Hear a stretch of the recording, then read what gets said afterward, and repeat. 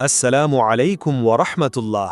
সম্মানিত দর্শক, আজ আমরা এমন একটি বিষয় নিয়ে কথা বলতে এসেছি যা আমাদের অনেকের জীবনেই এক নীরব কিন্তু ভয়ঙ্কর ঝড় তৈরি করে। তা হল ঋণ। ঋণের বোঝা যখন কাঁধে চেপে বসে তখন রাতের ঘুম হারাম হয়ে যায়, দিনের শান্তি হারিয়ে যায়। মনে হয় যেন এক পাহাড় পরিমাণ বোঝা আমাদের পিষ্ট করে ফেলছে। দুশ্চিন্তা আর উদ্বেগের কালো মেঘে ছেয়ে যায় জীবনের আকাশ। আমরা উপায় খুঁজি, পথ খুঁজি, কিভাবে এই সংকট থেকে মুক্তি পাওয়া যায়। আপনি কি জানেন, আমাদের প্রিয় রাসূল সাল্লাল্লাহু আলাইহি ওয়াসাল্লাম ১৪০০ বছরেরও বেশি সময় আগে আমাদের এই সমস্যার সমাধান দিয়ে গেছেন। তিনি এমন এক দোয়া শিখিয়েছেন যা শুধু ঋণের বোঝা থেকেই মুক্তি দেয় না, বরং জীবনের সর্বক্ষেত্রে বরকতের দরজাও খুলে দেয়। আজ আমরা সেই শক্তিশালী দোয়াটি এবং এর পেছনের অবিশ্বাস্য ঘটনা সম্পর্কে বিস্তারিত জানব ইনশাআল্লাহ। এই ভিডিওটি শেষ পর্যন্ত দেখলে আপনি এমন এক ঐশী সমাধানের সন্ধান পাবেন যা আপনার আর্থিক দুশ্চিন্তা দূর করতে পারে। ইসলামে ঋণকে একটি গুরুত্বপূর্ণ বিষয় হিসেবে দেখা হয়েছে। এটি কেবল একটি আর্থিক লেনদেন নয়, বরং এটি একটি আমানত এবং দায়িত্ব।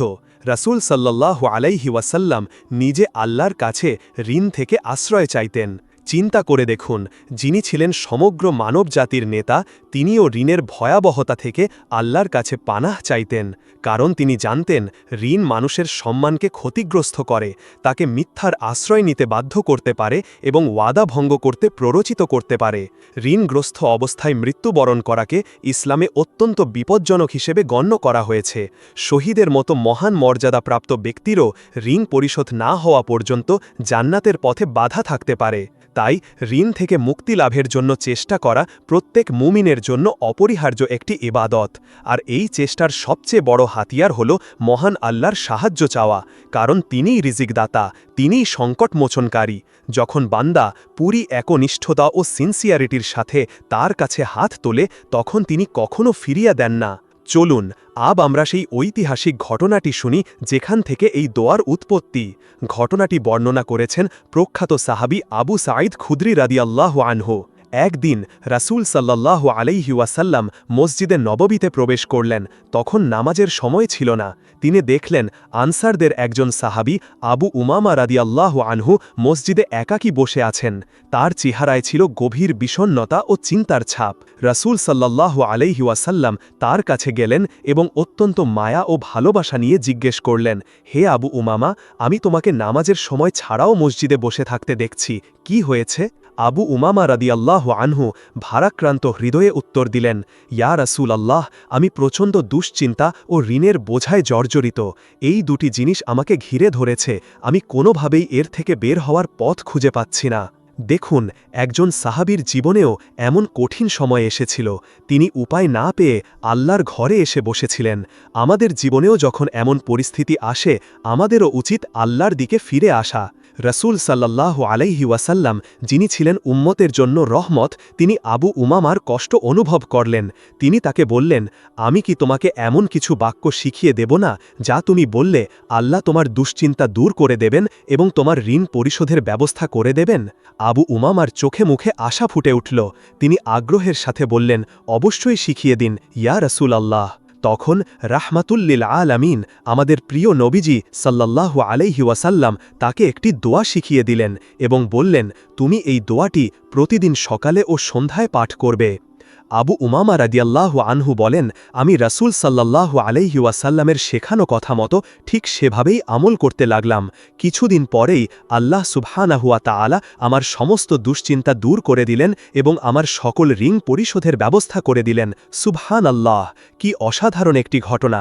এই ঘটনাটি সুনানে আবু দাউদ গ্রন্থে উল্লেখ করা হয়েছে, হাদিস নম্বর 1555।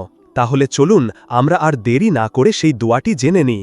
দোয়াটি হল, আল্লাহুম্মা ইন্নী আউযু বিকা মিনাল হাম্মি ওয়াল হাযান ওয়া আউযু বিকা মিনাল আজজি ওয়াল কাসাল ওয়া আউযু বিকা মিনাল জুবনি ওয়াল বুখলি ওয়া আউযু বিকা মিন গালাবাতিদ দাইনি ওয়া কাহরির রিজাল। আসুন আমরা এই শক্তিশালী দোয়াটির প্রত্যেকটি অর্থ বোঝার চেষ্টা করি, কারণ অর্থ বুঝে দোয়া করলে তা অন্তরে গভীর প্রভাব ফেলে।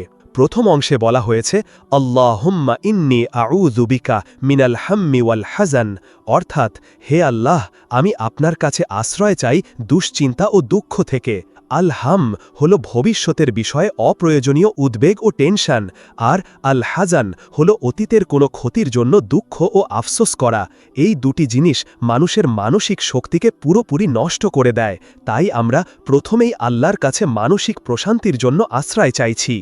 দ্বিতীয় অংশে বলা হয়েছে ওয়া আউযু বিকা মিনাল আজজি ওয়াল কাসাল, অর্থাৎ এবং আমি আপনার কাছে আশ্রয় চাই অক্ষমতা ও অলসতা থেকে। আল আজজ বা অক্ষমতা হল কোনো ভালো কাজ করার ইচ্ছা থাকা সত্ত্বেও শারীরিক বা মানসিক সামর্থ্যের অভাবে তা করতে না পারা, আর আল কাসাল বা অলসতা হল সামর্থ্য থাকা সত্ত্বেও শুধু গাফিলতির কারণে ভালো কাজ না করা। এই দুটি জিনিস মানুষকে কর্মবিমুখ করে তোলে, যা দারিদ্র্য ও ঋণের অন্যতম প্রধান কারণ। তৃতীয় অংশে বলা হয়েছে ওয়া আউযু বিকা মিনাল জুবনি ওয়াল বুখলি, অর্থাৎ এবং আমি আপনার কাছে আশ্রয় চাই ভীরুতা ও কৃপণতা থেকে। আল জুবন বা ভীরুতা মানুষকে সত্য কথা বলতে, সঠিক পদক্ষেপ নিতে এবং জীবনের ঝুঁকি নিতে বাধা দেয়, আর আল বুখল বা কৃপণতা হল সম্পদ থাকা সত্ত্বেও আল্লাহর পথে বা নিজের প্রয়োজনে খরচ না করার মানসিকতা। এই দুটি বদ অভ্যাসও মানুষের উন্নতি ও বরকতের পথে বড় বাধা।